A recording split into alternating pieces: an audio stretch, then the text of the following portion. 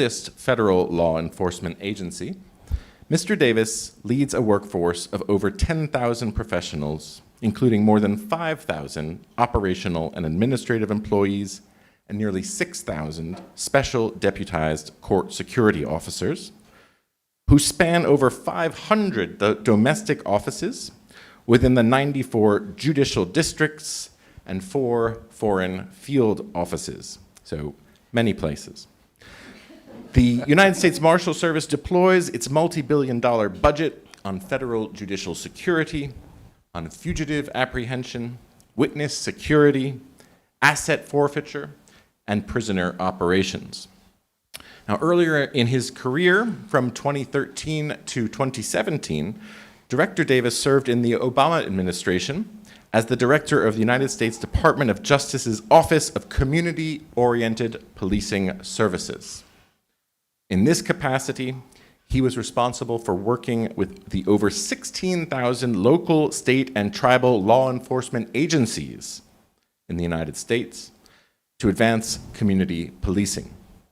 In 2014, President Obama appointed Director Davis to serve as the executive director of the President's Task Force on 21st Century Policing, charged with developing concrete recommendations to improve community trust in the police while enhancing public safety.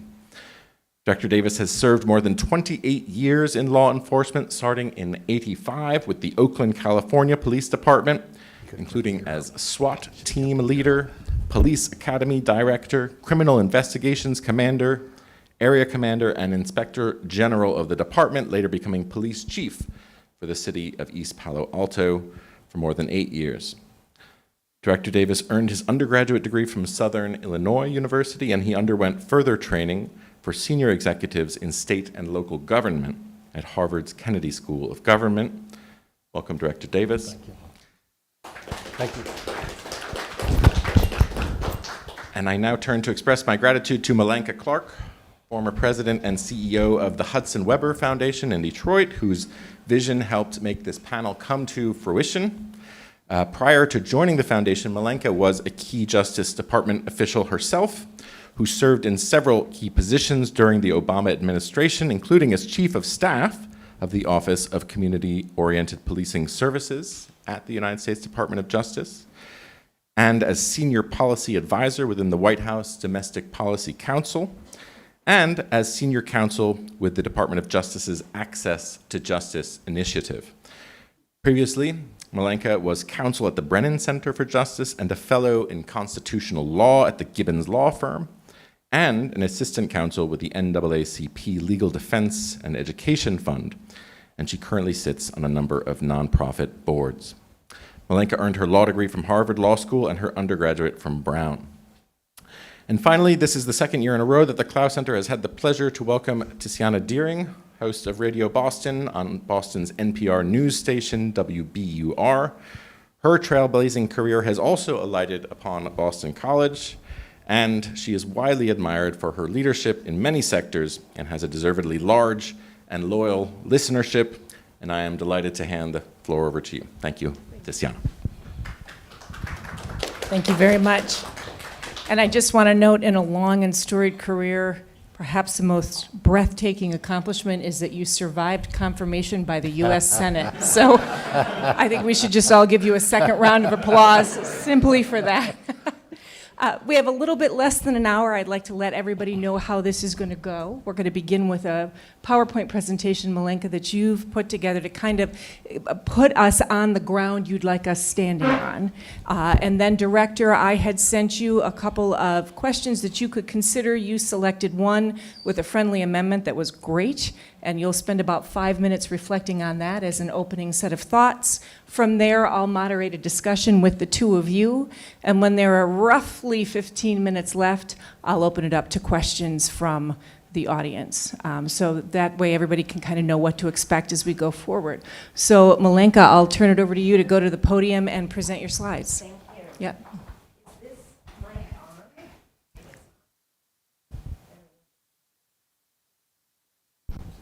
Hello? Got it? And that's push down to go forward. All right. Thank you. Sorry for that. Hello, everybody. Thank you for those introductions. Thank you, Professor Lawrence.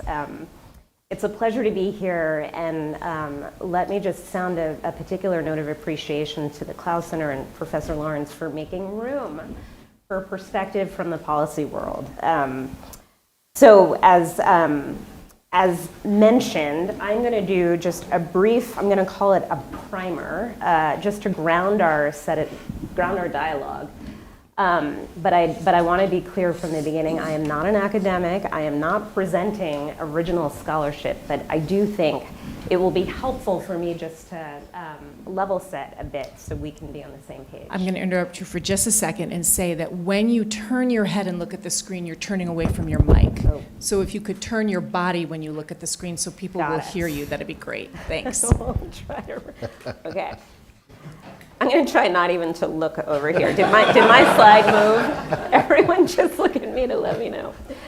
Perfect. All right. So we are talking about policing today. And of course, because of the inherent power of this very salient, invisible function of government, I would assume that everybody in this room and across this nation feels a personal stake in how that function operates.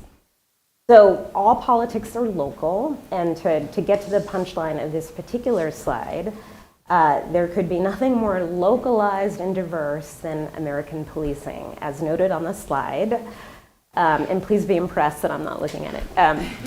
There are 18,000 law enforcement agencies across this nation, and so that includes federal, state, county, local, meaning municipal. There are sheriff's agencies, which are, in almost all instances, elected law enforcement officers that are running their agencies. These agencies are of vastly different sizes. Some are, could be 2 people. Then we've got our large forces, including some of the largest, which include the federal law enforcement agencies, including the one that Director Davis runs. Many different governance structures. So there are literally, as we say, 18,000 flowers blooming across this nation. It's worth talking about regional variations, and through that I do want to just say a word or two about the history of policing in our country. And just start, I'm not going to go through all of the things on this slide, but I want to note most particularly, we think about sort of origin stories. It's worth noting an origin story around slave patrols. The first slave patrol that started in South Carolina, where plantation owners, of course, were paying men and organizing them to literally patrol borders. And this is sort of the dark side to attachment to place. They were, of course, controlling movements of enslaved peoples. And not to say that that is the only or the primary genesis story of modern policing, but it is interesting to note instances where you see local law enforcement officers, sometimes agencies, believing that's part of their role, right? To police the boundaries of these local communities.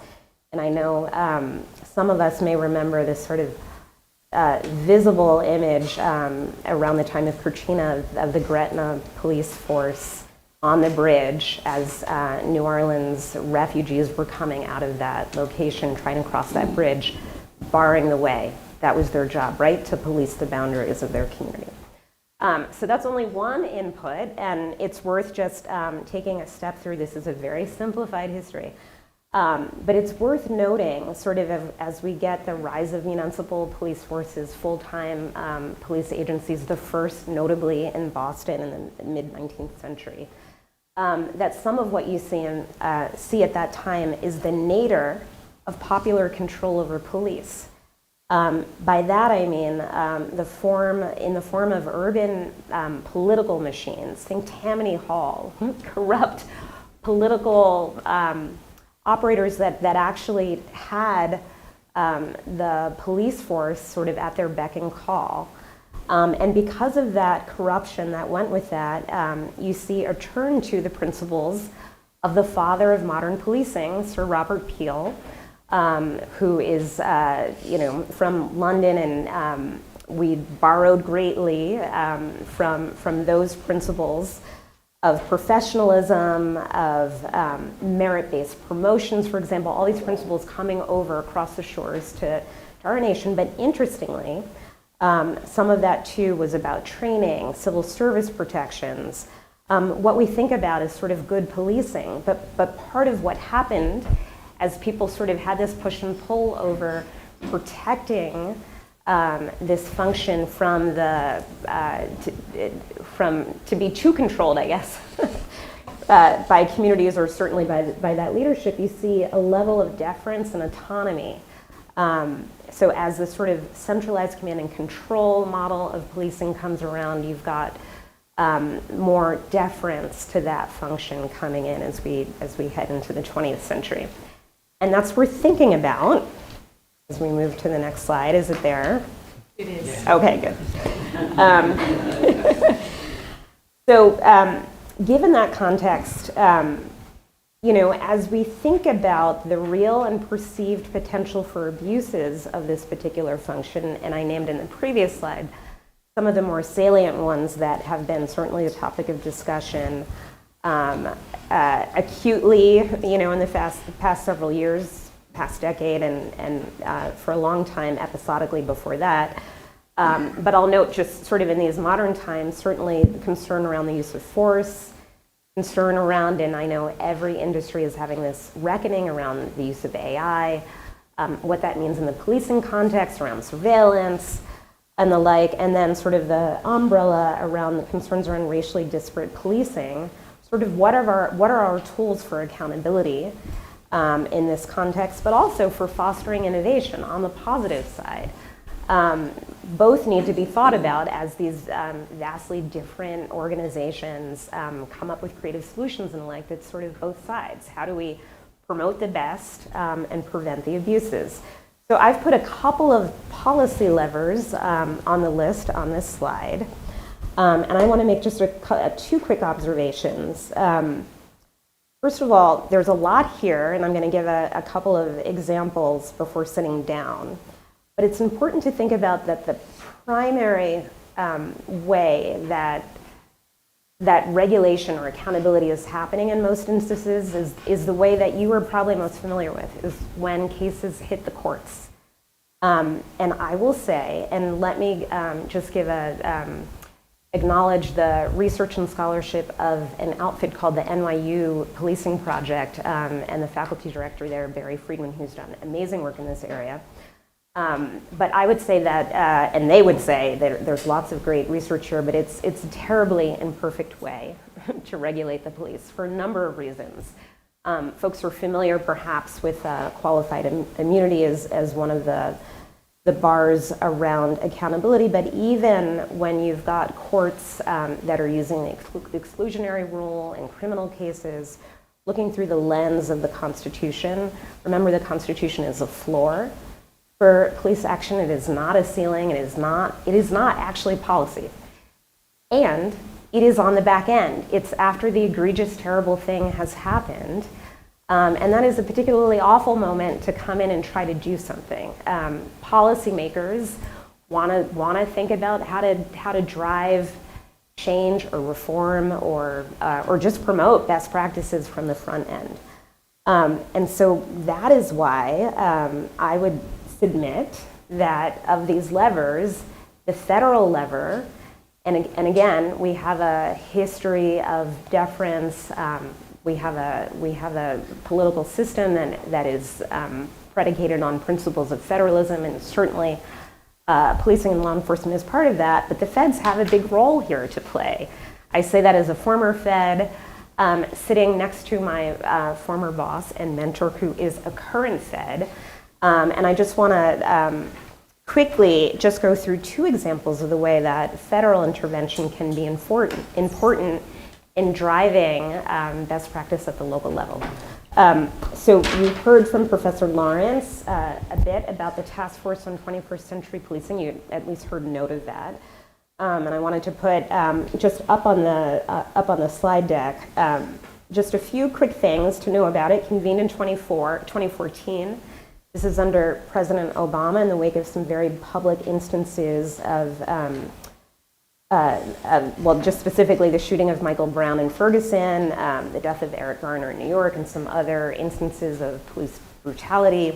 Here was a moment for the feds for the president to convene a task force of local and state leaders, a very diverse group, including law enforcement, community members, advocates, academics, to come together and be informed by over 100 witnesses to give a set of recommendations around what local agencies might look to promote best practices. I'm going to go quick because I know I'm beyond my 10 minutes. But anyway, I have the list of categories there, and we may have a chance to get into that. But it's important to think about the fact that those were recommendations, right? There was no have-tos in that. And so, fast forward to the Biden administration, and I just wanted to call out the recent executive order from May 2022, that did a couple of different things, sort of the first of its kind. First of all, it mandated standards and best practices that the feds had been promoting through the Office of Community-Oriented Policing to the local agencies all across the land without any sort of pullback to, well, what about the federal agencies? So here is that moment. Director Davis might speak to sort of what's happened on the federal level with federal agencies, but also importantly, thinking back into place and community, what it did was start to put tracks down for this idea of accreditation, which is third-party independent agencies that might give a seal of approval to local agencies that the feds in turn could in the future use in making decisions about grants and other resources that are offered to the locals. Oh my goodness, I forgot, I had one last slide. So I've been sitting here talking somewhat with my former federal hat on, and I have to give a nod to some local innovation, some bright spots here. Two quick examples that are about the co-production of public safety. One is a philanthropic initiative that really resourced community organizations to partner with law enforcement agencies around the areas you see here to make some great things happen in Southeast Michigan. And the last piece is around an initiative that the city of Detroit doing is around community violence intervention, which is direct resourcing of community groups that are doing the work of public safety by driving critical interventions with community members, folks that have been in the life, that are credible messengers and have really been able to make a difference in terms of bringing safety to communities. It's incredibly exciting. I will say again, to go back to the feds, the Justice Department has put incredible resources behind these interventions and resource not just law enforcement, but community groups to do this work. So I'm going to stop there. Thank you. Thank you. So now, Director, I'll turn to you, and the question that you gave some thought to, and we're going to give some opening remarks on, are when officers and residents feel they share a community identity, either neighborhood or cultural, how does it affect transparency and overall communication between law enforcement and residents? And how does this change when law enforcement and community are engaged at the federal level? So that's kind of an opening prompt for you to give us some comments. So good afternoon, everyone. And let me thank you for the invitation. It's great to be here. Listening to Melanca's opening comments, I talked about community policing, and I think the way you just phrased a question, we could turn that into a statement, and that would define the concept of community policing, which by its nature would make it place-based. The idea that we've embraced a very decentralized model of policing as we have governance. And so that 16,000, the benefit should be is that you get to know that local community. It's not a federal task police department. It's not a national police department, which many other our neighbors have, if you will, across the globe. So it should be that if you're having that relationship, if you are a part of the community, some would even want you to be from the community, but if you're a part of the community, then you have a better understanding, a better relationship with the people in the community. And going back to what Melanca talked about, we call the father of modern day policing, Sir Robert Peel. A Peelian principle is that the police are the public is the police. That really the public or the police are just the members of the community who have been empowered by the community to enforce the law and to be co-productors of safety. It's not supposed to be an occupying force. And so the more you have that relationship in theory, the more it should work. Now in theory, there's goods and bad. There's reals and there's unintended consequences, and sometimes not always good. And so when you decentralize to the model that we have, as Melanca also mentioned, now you can have the vast majority of police departments, some 75% of them will probably have fewer than 50 police officers or sheriff's deputies.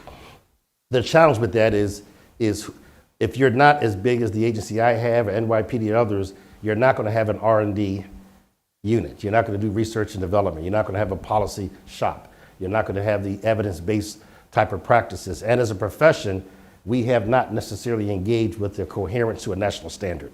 So there's 16,000 to 18,000 different ways to go, and there's no consequences if those are ineffective or if they cause harm. So we don't have the credo, do no harm first. It is whatever appears to work, may work, and if I can convince that place-based community that it looks well, then I can basically survive very, very well. And so that's where place-based can sometimes push back, is because it relies on a smaller communities maybe not understanding the profession itself. And so one of the challenges I think we have in our policing model is how do you embrace this decentralized model? How do you do so in a way that you can still be place-based, so a small community can have people that are part of the community, help be co-producers of public safety, but at the same time to make sure that 2 deputies in a small town have the benefit of all the research, evidence-based practices that are there. And someone was in my position as a police chief, that I'm held accountable of practicing evidence-based, that there are things that we don't use this word in policing, which we should, malpractice. And so if I, as a police chief, embrace a strategy that is not evidence-based and it causes unintentional harm, I'm not likely to be decertified because there's not necessarily a certification to begin with. And it may take years for someone to figure out that it did not work, and then we'll do what I call the fallacy theory, is if Y follows X, then Y exists because of X, and we see that as being the evidence. So if I do this, and I see the crime went down, then it must have went down because I took 500 people to jail. And so that kind of perpetuates. So I think without getting into it, and Melanca mentioned this, the federalism issue, that is the question. How do we set that national body, that national accreditation, that professional standard that holds me accountable, right, and does not require the community to know that I'm not evidence-based or that I'm not practicing the profession. But at the same time, I need that relationship. I added a friendly amendment to that about, does that change in the federal capacity? And when I was a local police chief, to me, when I was dealing with my esteemed counterparts, you don't put the word esteemed because I'm about to fire some shots. My esteemed counterparts, as a federal, I didn't see it that way. In some cases over the years, they didn't see it that way. In other words, we're here from the federal government, we're here to help. And so that means when something went wrong, we're going to take control. I don't have a constituency. If one of my deputies does something wrong, the likelihood of me having someone demonstrate in front of my headquarters is slim to none. If the officers, and the likelihood of being held accountable by local city council is almost slim to none. And so I think since 9/11 was interesting, the federal government has come to realize, especially federal law enforcement, that the strength of the federal law enforcement, because it is very siloed. We're not local, policing is a local function. We have decided that as a governance structure, which means we're very much on silo. The DEA is about drugs. The ATF is about firearms regulation and enforcement. The U.S. Marshals is about the things we talked about, fugitives, and basically protecting the third branch of government. If you look at the way we're structured, we can no longer be successful unless we have state, local, and tribal partners with us. So in addition to the workforce that we talked about, I have another 5,000 task force officers that are state, local, and tribal law enforcement that we deputize to help us carry it out. So now more and more, we are tied to place. That the U.S. Marshals, I have 94 presidentially appointed U.S. Marshals for each judicial district. They come from that district. They were usually previous law enforcement in that district. And so they're from that place. They're a part of that place and can help shape the federal resources and response to that specific place. And so I'll kind of close the question with this. There's something Melanca said about all politics as being local, and I think probably all policing is local equally, no matter if it's federal or not. There may be some times in which incidents occur that have national implications, obviously terrorism, things of that nature, national security events. But if you're looking at the day-to-day public safety, then we need to embrace, even at the state, local, tribal, or federal level, this idea of co-production of public safety. And that was the work that we did at the COPS office. But try to find a way to, I would say, from academics' point of view, my request to you would be, is really to construct a new oversight mechanism that embraces and does not violate the issues involving federalism, because you still want to have that local control that's part of the place, but at the same time treats this in law enforcement like a profession. There was the former NYPD commissioner named Pat Murphy, and he recently passed. And he said something, I was doing a training, and he asked a question that I thought that stuck with me. The question was about 15 to 20 years ago. And he asked, are we a trade or are we a vocation or a profession? And I think until we set that national body of standards, until we're held high to that standard, certification, decertification, that liability for malpractice, until we reach those levels, we may still be kind of in that vocation, which is not a bad thing. But I think when it comes to law enforcement and the power under the Constitution to take away freedom, up to and including the most strongest one would be the ability to take life, that we should be a profession. And that we should be engaged in evidence-based, data-driven. There should be accountability beyond the courts. It should be the fact that even engaging in practices that are not evidence-based should then come to question. And if the community doesn't recognize it, that's not their job to study that and to know that. There should be that oversight mechanism that is not necessarily tied to the federal government, but it is national. So hopefully I'll stop there, but I just think this question, or this, why I was intrigued about coming here, this idea of place is so important to policing. And when I was a local police chief, I embraced a concept that said that I'm gonna try to summarize it in a saying, then I'll promise you I'll stop. It is whoever controls the open space in a neighborhood controls the quality of life for the people that live there. If gang members and drug dealers control it, people live in fear. If police control it, people feel oppressed. The only people that can control that place would be the community that lives there themselves. So then the role of police is not to occupy that space, not to control it, but to facilitate the community in owning its own space. So the more we look at place, the more we look at space as the driver of public safety, then who gets to control it? There is co-production, because it's your place, it's your community. You have tapped me, you have asked me, you have empowered me. When you gave me the badge, it was not my badge, it's you giving me that and entrusting me the power and authority to help you control that place and that space so that you can enjoy public safety and be co-productions. When we lose that, then we get into the idea that we didn't have to protect borders. You can't come over here. I need to protect. I was a police chief in East Palo Alto, which is very different than Palo Alto, for those that are familiar with it. Both beautiful cities, and I love East Palo Alto, but at one time, Palo Alto's police job would have been to protect the space by making sure East Palo Alto doesn't come there. That's where you can go wrong with the idea of sometimes if everything being local. Sometimes local residents out of fear, and I would say this in a very respectful way, ignorance can still want things that are not very good for us globally. So I'll stop there. Yes. Thank you. So I think what I want to do is I want to stay in the hyperlocal for one or two questions, and then I want to come to the federal for a couple of questions. And then, as God is my witness, I'm not sure where we're going to go from there. It sort of depends on how you answer those. But I'm thinking about the police are the community and the community are the police. And I'm thinking about where you started us, Melanca, which is with a tradition of policing in America being set up for the enforcement of enslavement, which is certainly not a manifestation of the police are the community and the community are the police, depending on how you define community. And I wonder if we can talk a little bit about, in the United States, our historic failure to, let me stop that.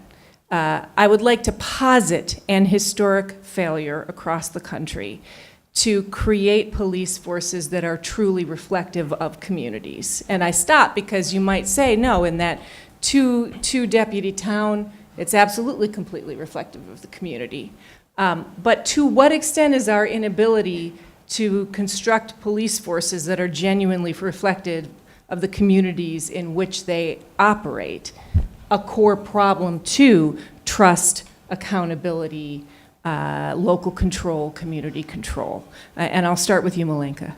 Sure. I think it's it is an important aspect of of creating trust with communities that, that agencies are serving.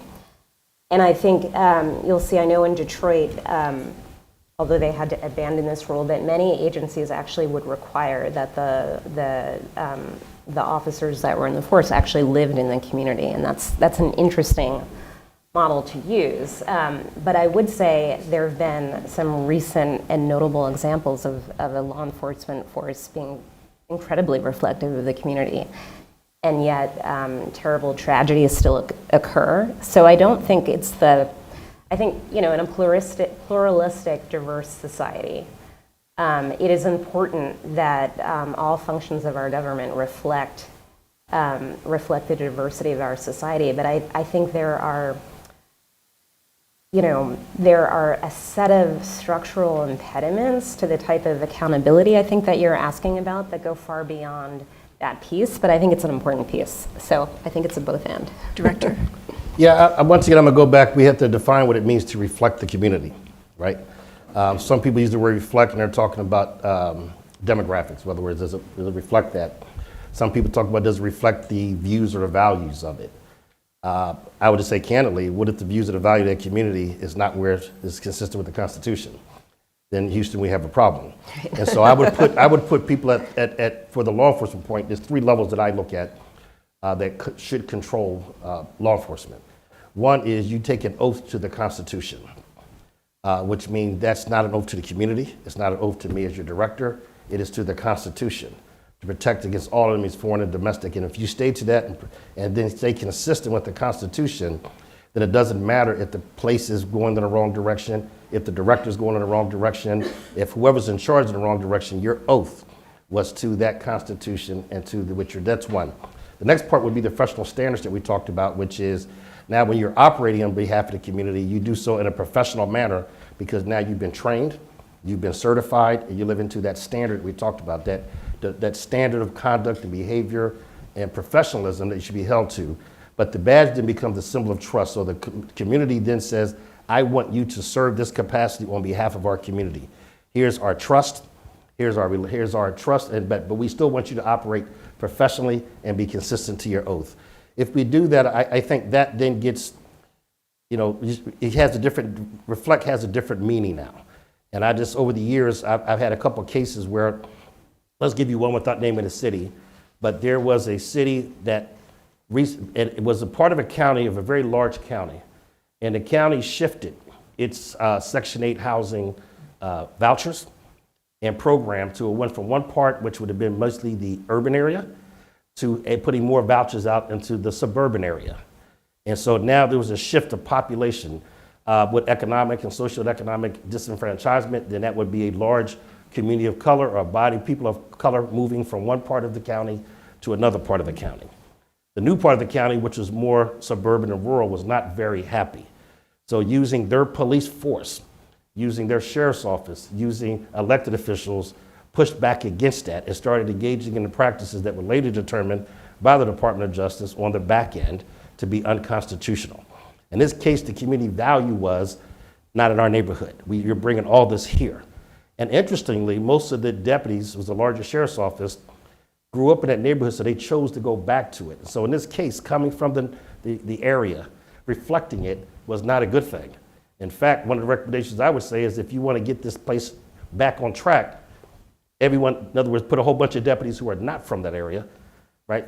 Because now they will basically be, their oath is to the Constitution and to do so within the law and to the standards of the profession. So we have to figure out how do we achieve this balance of reflecting the community. I've also heard over the years, it's better if you come from the city itself. And I would tell you, I grew up in Philadelphia. My father was a Philadelphia police ended up being a Philadelphia police captain. And at that time, it was required that you had to live in a city. One of the interesting things is you start getting neighborhoods now that have nothing to do with the engagement of your community. So if I'm now policing North Philadelphia, where maybe this is challenges, this is primarily community of color, disenfranchised economically and socially, I still live in Police Hill, which is all the cops live here, all the firefighters live here, all your civil service live here. That doesn't make me any more empathetic or sympathetic to your plight. If anything, I'm still carved out because I just live in a different part of town. And there's no other profession in which we would seek to say that your qualification is where you live.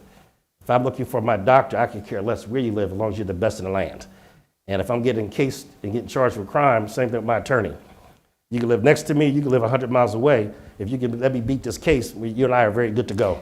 So I think we need to do the same thing with profession is no matter where they come from, we should be searching all over this country to find the best and the brightest who will take an oath to the Constitution, be critical thinkers, make informed decisions, but once they are part of their community, then they have to take overt steps to make sure they become connected with that community. So let's move now from the very local to the state level as we work our way up to federal. And I think what I'll ask for is a state level policy or practice or leader that you've seen where there's something there where you say, I wish we had 100 of that, right? Mm-hmm. Or that is incredibly effective, or that is a piece of genius that I'd like to see replicated. Sure. So I most recently was in Detroit, Michigan. And so I'll just note, tying back to one of the initiatives I was talking about in the PowerPoint, but Michigan has created an Office of Violence Intervention at the state level, which is incredibly exciting. I think in general, at any level, actually, so two things to say about that. When they first conceived of this idea, they assumed that this office would live in the Michigan Sheriff's Office. And with some input from advocates and philanthropods, which is what I was, we convinced them to put it into their Health and Human Services Office, which is a whole nother aspect of good policing, is for police to not be in the place of doing all types of things that police shouldn't be doing with bad outcomes, whether that's mental health and housing services and all the different interventions that can help make a community safe that don't rely on the police being the first responders. So from my perspective, the choice of creating an office that's really about creating infrastructure for community organizations that, to Director Davis's point, he was talking about evidence-based practices, specifically looking at law enforcement agencies, but certainly anyone who is in the business of deploying interventions that have such high stakes should be deployed with an evidence base. And that office has been situated to ensure that for those organizations that are getting resources to do this critical work, that work is informed by what's happened nationally. To really bring into local communities the best of what we've seen already in the nation. So that's been pretty exciting to see and would be great to see. It's happened in other places, but it would be great to see it in 50. So I'll take us, I'm just mindful that and let me give you a heads up that in 5 to 8 minutes, we'll start coming to you for questions for the panel. So let me move to the federal level here, Director. You've talked about sort of the wanting there to be a concept of the equivalent of malpractice and certification. So the law enforcement and policing moves from vocation to profession. Right. Here in the Commonwealth over the last few years, we have instituted for the first time certification, police officer standards and training since 2020, beginning to activate a process of decertification for some law enforcement officers, et cetera, doing that at the state level. If one were to do that at the federal level, and I say if because I have to admit that the idea of that coming through congressional legislation at this point feels far afield. But if we were able to do that, what would be a couple of the central tenets, and I'll hold fealty to the Constitution as fundamental, that you think would be necessary in a certification or a set of practices that could be then done mail? So I think Melanca put up there, I don't know if the slide is still there, she mentioned 3 executive orders that came out of the administration. And when I started in the Obama administration. Second to last slide if somebody's got the PowerPoint still. And in the Obama administration, there was probably at least 1 or 2 additional ones. So I think the advantage of federal is that because all of my deputies work for, they're all over across the country in different places, but there's still a singular chain of command. And then I have a singular chain of command, if you will, as does the FBI, DEA, or ATF. So we have the benefit of having Office of Inspector General that can set standards. We have the benefit of being audited quite frequently through the Government Accountability Office. We have annual audits from financial. So because we're not decentralized and are relatively centralized, then there is, I think, some of that structure, which we would call certification and decertification, is there. That doesn't mean that we're still always engaging in the best practices. That's where the executive orders come in to say, if we're going to put some of these requirements inside of consent decrees that tells a local PD that you have to do this, then we should probably start by doing it ourselves. So we see the increasing now as I try to take the agency through expanding, starting and expanding the use of body-worn cameras. And we're probably about 10 years behind the curve on that. Use of force policies with the focus on the sanctity of life and de-escalation. So we would do the same things, but I think the great thing, what I think the role of the federal government is for standard is, one, lead by example. And I think that's what we're seeing from the executive orders from President Biden and President Obama. I think that, and I've been focused on those two, not from a political point of view, but I served in both administrations, so I have firsthand knowledge, if you will.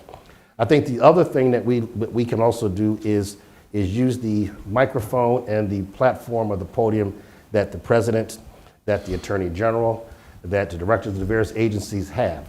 In other words, if I have 6,000 task force officers from some over 1,800 agencies around the country that are helping us carry out the mission of, let's say, fugitive apprehensions, that's 6,000 officers that we can provide training to. That's 6,000 officers that we can talk about use of force, escalation, de-escalation, all the tactical trainings, human performance, everything we want to do. So it plays a role, and the biggest thing, when Melanca and I work together in the COPS office, if I have $400 million in grants, then I can shape the grants to incentivize compliance with those best practices. In other words, you can't use this $40 million unless you're going to do something that will focus on it. In other words, the recognition that violence is a public health disease, and how you respond to it may be looking through the public health lens and not strictly through the enforcement lens, and understanding the evidence behind it, the science behind it. But you can incentivize that if you tie it to grants, and the federal government provides the kind of research. The key thing to me the federal government does with the idea of setting standards is the research. If we invest in doing the research to identify the evidence-based practices and the science, then that research now can be used by a police chief with 4 people or an NYPD with 40,000. And your budget won't determine what kind of access you have to knowledge and information. So that's a long way of saying is I think the certification part I would push, because it's not just the certification, you mentioned it's the decertification. We are also now embracing through the executive order a national database that the federal law enforcement agencies have been ordered to start contributing to, that will stop this idea. There's a name for it, I can't think of it, is if someone is terminated, suspended for certain integrity violations, that they go into that database so they can't bounce from one state to another. In other words, I resign in lieu of a termination, I run from Boston, and I basically show up somewhere in California or Michigan. That database allows people to go into there and say, Ron Davis, warning flag, warning flag, warning flag, that you need to do your homework before you hire him so that you can maintain the professionalism. No different if you lost your license as an attorney. So last question before we go to the audience to begin asking theirs. 3 years ago, it would have been nearly inconceivable to begin this conversation without acknowledging the movement to defund the police. We are in a different place now than we were 3 years ago. And yet that push to invest differently, I think, still hovers over conversations about place and trust and community safety. And so I wonder how people who have engaged in community safety, trust, community policing, a career in law enforcement, and with some time now, how each of you think about lessons from that movement that are important to incorporate in how you think about your work. Melanca.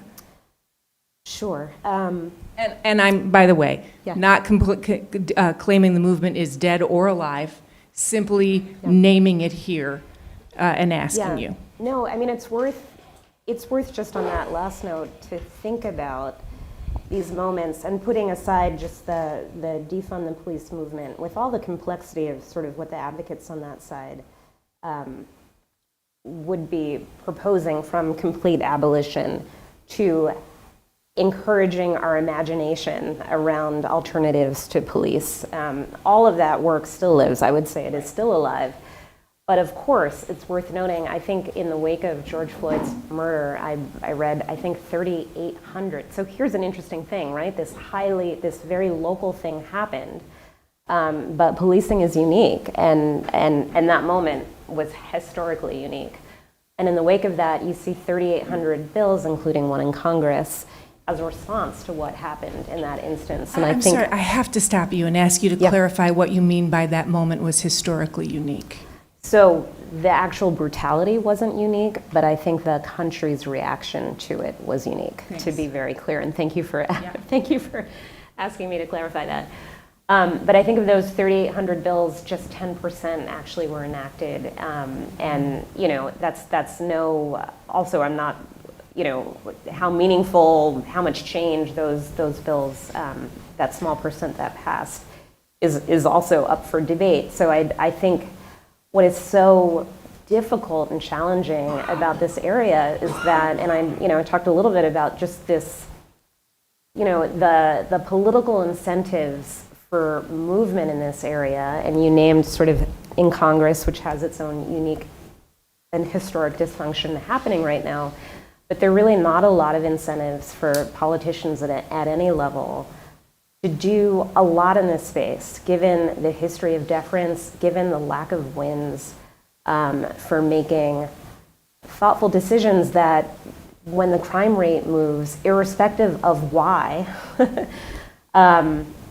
sort of bring all the oxygen out of the air, and rather lay that on the floor of the law enforcement agency to sort of own responsibility for that piece, as opposed to making changes. There's just, the folks that have disproportionately bear the brunt of bad policing are the most marginalized. I'm saying all that's obvious, but these are sort of the broken aspects of our democracy that make change hard. So I'm not sure that I answered your question, but those are some observations that I'm having. That said, there still continue to be bright spots and real things happening, including what I mentioned in Michigan. Thank you. Yeah. Director, last word on that before I I will open it. probably give a differing view in that, as a former police chief and also spent about a year as a city manager, the idea to fund, I think one of the challenges that came up, it seemed to be punitive and not strategic. In other words, defund because I'm mad. Take away, it's like a punishment. And you're taking away something that ends up hurting yourself. And so what I mean by that is there are a couple core principles that should drive the idea of over-policing. We have law enforcement doing things that it should not do. We're not social workers, we're not psychiatrists, right? There's better ways to do that. But from a governing point of view, if you take my budget, simply take $100 million, it's going to take you 3 to 5 years to put that $100 million into the field, to disperse it, to have it work and start getting return on your investment. In the meantime, what I mean return on investment means you're actually treating people. You're providing the services that are needed. And until you get to that point, all you did was cut my police department by half, which means the calls stay the same, the challenge stays the same. I have no increased services because you're still trying to figure out who to give the money to and how to get things started. And what's up happening, crime or violence may go up. And as I warned some of the advocates back then, when that goes up, people will respond to fear, which means they will not only refund law enforcement, they will do so at an even higher number. I think the challenge would be is what we're not taking on, and I'm going to point to the administration, is the acknowledgement of, before you can talk about adjusting the priorities of law enforcement, make the investment in the community. Invest in social services, all the things that are necessary. We have pretty much defunded the entire mental health system back in the 80s. Now the greatest provider of mental health services are usually county jails. Start investing back into building up community. And as you start putting mental health workers in the field, counselors in the field, services being provided, you can then reduce the footprint of law enforcement through a natural attrition process, which means if I have 1,000 and I'm taking 100,000 calls, now I'm taking 60,000 calls because I don't need to go there. So why do I still need 1,000? So drop it to 800 through attrition. And at the end of this period of time, we want things done today, although it took decades to get there. So instead of defund, I would say that we basically reprioritize. And we identify what law enforcement should and should not do, make that investment and sustain it by then reducing the footprint through national attrition.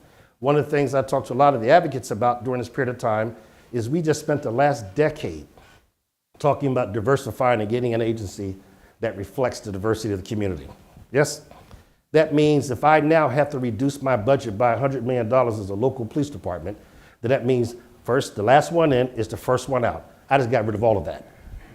And I just went back about 30 years to what I have now. Now I have 100 fewer cops. All of them probably lost majority of my diversity because it all came in the last 10 years. And I still have a bunch of calls coming because you're still putting out RFPs and RFIs and you're building structures and there's no return on investment for a while. So I'm not saying the concept makes sense, and which will surprise a lot of people is law enforcement embraces the concept. We don't want to go to calls that we know we are absolutely not qualified to respond to. And what's up happening, until we can get those people out there, right, then we're going to have to keep going, but that's the only person out there at 2 o'clock in the morning. So now you're calling somebody to basically take on a problem that the entire system failed to address. Psychiatrists could do it, the counselors couldn't do it, but now this person is not on their med, 2 o'clock in the morning, running around with a knife, and we have these terrible outcomes. So there has to be the acknowledgement we need to invest in our communities. Build counselors, get the co-responder model. And once you do that, then the question the community must ask is, then do I need to have this large of a footprint of law enforcement? If you do that, you're not defunding, you're adjusting, you're governing. To do it right now, here's what I will tell you. Look at every community that actually did it. This is why I think you see the administration is not very supportive of that concept, not the principle behind it. Every community that's done it has, my understanding, has now gone back because they cannot respond to the outcome of what has happened. So don't abandon the thought, don't abandon the work, don't abandon what's driving it. Find a strategic way to do it under a governing structure. I'd like to make sure we can take 1 or 2 questions, and we have many more than we have time for. I stirred the pot on that one, huh? Where is my great? Let's start with the woman in the print dress. Thank you. Thank you so much. Both of you mentioned Robert Peel. I might be the only historian of Britain here. I feel it's my responsibility. This is one of the times where I feel history can be the cause, a reference to history can be the cause of a kind of misdirection. By invoking Sir Robert Peel, you get this, almost this sense of the quaint and universal origins of American policing, that it's nothing special or different, although I'm so thankful you brought up the roots in slave patrolling. But what's very different and important to understand about what the Bobbies, Robert Peel's Bobby police force in London, is that they are an unarmed police force. They have sticks. Not only that, the creation of this police force in the 1820s was accompanied by the disarmament of the entire British society. Until the Napoleonic Wars, only wealthy people in Britain would have guns. During the Napoleonic Wars, they spread a lot because it was armies of hundreds of thousands of people had to fight. And so there was a mass disarming, and you have a society in which neither the people have guns nor the police have guns. Obviously, the US importation of these ideas was very different because our police forces from the mid-19th century, the era of the Civil War, had firearms from the beginning. So let's take it from there. No, hold on one second. And it's the militarization of the American police force makes it completely different from the British police force then and now. And in fact, what Robert Peel was doing was moving away from militarized policing of crowds and lower class people in Britain, because it used to be troops that would deal with that, right? And there was the massive Peterloo massacre, and we don't have to get into that. So what I'm saying is, when we ask the question, can a police come from the community and the community come from the police? It's a meaningless question when you've got lethal force in the picture. There is no place. That place becomes a battlefield or a war zone. It's not a place with the kind of affective meanings that a place is supposed to have. So when let me people have talk them about pick it up last from thing, there. when people No, talk because about I've got 4 defunding- minutes left. I'm so sorry, but I got 4 minutes. Defunding is about disarming. That's my conclusion. There we go. Just to keep the eye on the ball. Thank you, thank you. gonna And respond- I apologize for cutting you off, but I want to make sure they can respond and we can get one more. So I think, and this is, I don't think anyone's offering that they replicated the law enforcement from 1829 with Peel. I think the core principles, the 9 Peelian principles, is what we should aspire to achieve, right? The idea that you govern with the consent of the governed, so you police with the consent of the people, all the things like that. So I agree with you there, but this is what we aspire to as far as setting what it should be. The issue of, and I will save it for another day, issue of lethality or of deadly force, I think the militarization comes later in many ways, and so there's a lot of actions and activities in trying to address that. But I think one thing we can't compare the two agencies, because you said it best, it's not just that the police are armed, you're also looking at a community that is armed. And so while we have the community that's armed, there's no way around that. You cannot, you have to respond to be able to defend the community appropriately. And so I do not believe, I don't want to believe, that the idea that my deputies who are armed cannot be part of a community, that they cannot be responsive to the community, that they can't be professionals. I just, after 40 years in the game, I hope that's not the case, and I think all evidence is to the contrary. So let's get one question for Melanca. So who's got a question specifically for Melanca? Sir. I also have a question about militarization, but it's more recent. And this is the connection between national defense policy in the U.S. and local control of police. If the police are becoming so militarized because of all this surplus army equipment that's being funneled into them since the big expansion in military spending after 9/11, doesn't that undermine local control and place control over policing? Thank you. Yeah, no, I don't disagree with you, and it's worth noting that actually after the Ferguson response, there was a lot done at the federal level, not entirely perfect, but certainly, for the first time, a serious look at what military equipment had been given to local police agencies. And a lot of work was done to make improvements and restrictions on the use of that equipment, and lots of equipment was actually taken back. But it's a hugely important issue, as is, and sorry to oversimplify the history, but certainly one of the unique aspects of our police are that they are armed. And I will just also acknowledge Dr. Davis's point that our community, irrespective of what came first, is certainly armed as well. Can I just say one point that I want everybody to think about?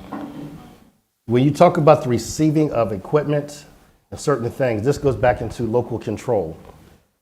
Very few communities allow a law enforcement agency to receive anything without going through the city council, right? Because you're receiving something. So these decisions of what equipment you take, these decisions of what surveillance stuff you purchase, going back to place and local control, usually go through a local governing body. Contracts on law enforcement are ratified by a local governing body. And what's up happening from law enforcement, and why we have this adversarial sometimes rub, is these are made by local communities, what they think is in the best interest for them, and then basically it may not, this is what I was telling you, but sometimes the community may not be asking for what's in its best interest. And so the executive order for the Obama administration was to say, here's the criteria if you're going to use the equipment. And you can only use it for this if you're going to take it from us, and took some things off the table. No community needs a 50 caliber weapon, not even law enforcement. So I think this is where the balancing comes in. But just understand that most communities are not running around the Bearcat unless a local governing body told them they could actually receive it or purchase it. You've been a terrific audience. The short question period is on me, so I apologize for that, and I ask you to please join me in thanking Melanca Clark and Director Ron Davis for this time. Thank you.